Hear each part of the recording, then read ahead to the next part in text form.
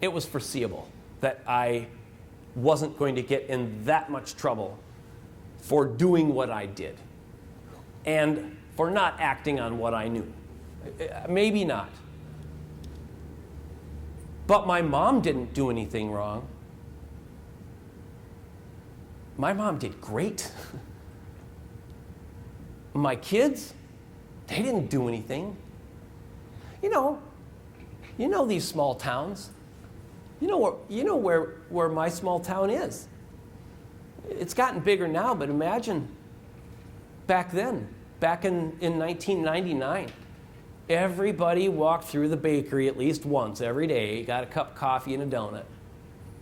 Oh, there's Mrs. Mayne. You know, her family, criminals. You know, she didn't do anything wrong. And like I told you, the image of everything changes. I had a nice, shiny white Mercedes, right? Well, I didn't buy it with the money I made from Milt. It doesn't matter. I stole the car, pretty much. I'm not saying it's wrong for people to assume that. That's just how it works. Everything is now suspect. Hey, somebody's purse went missing back in 1970 in my small town. Must have been one of the Mayne boys. You know, these are real.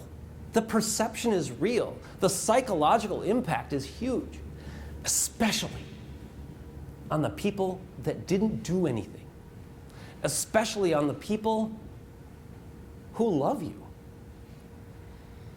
And I hear my mom crying about, in this hearing, and man, she didn't do anything. So it comes time for me to report to prison. I got a letter on November 4th, 1999. I was to show up at the federal prison in Yankton, South Dakota. Well, I had to say goodbye to my kids. I had to. Now, I had prepared them. They're like 3 and 5 years old. I told them what was going on to the best they could understand. But you know how some kids, they don't understand the concept of time, as well. Like they'll say, oh yeah, we went skiing last week, and it was last winter or whatever.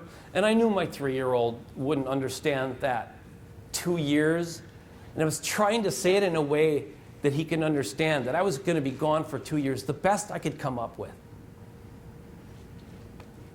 The best I could come up with that he would understand. I said I was going to be gone for 2 Santa Clauses. And he got that. And many of you are parents. You know that you have a responsibility to make sure your kids aren't scared.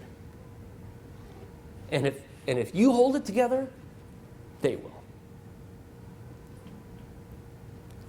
Well, I thought I was doing great, but I lost it. And then my kids started crying.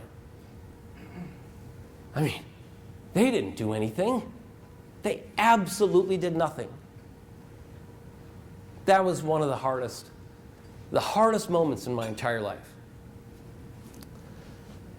And I knew I had to go to prison the next day, and I was pretty scared because I had never known anybody who'd gone to prison.